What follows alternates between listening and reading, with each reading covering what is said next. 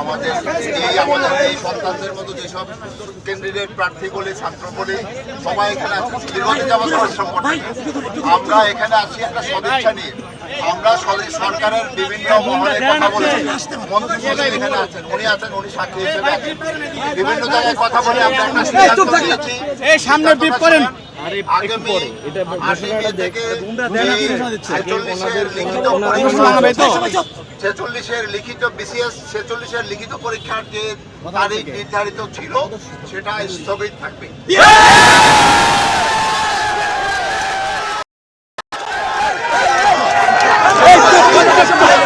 যারা প্রশ্ন ফাঁসের সাথে জড়িত তাদের যথাযথ আইনগত ব্যবস্থা নেওয়া। আমরা বলতেছি যে এই মামলাটা সিআইডিতে তদন্ত চলছে। আমাদের পক্ষ থেকে বাংলাদেশ পাবলিক সার্ভিস কমিশনের পক্ষ থেকে সিআইডিকে এখন পর্যন্ত সর্বোচ্চ সহযোগিতা দেওয়া হয়েছে এখন পর্যন্ত, এবং যাদের বিরুদ্ধে অভিযোগ পাওয়া গেছে তাদেরকে আমরা ধরে নিয়ে আমরা সিআইডির কাছে হস্তান্তর পিএসসি সংস্কারের যে দাবি, এই সকল সংস্কার আমরাও চাই।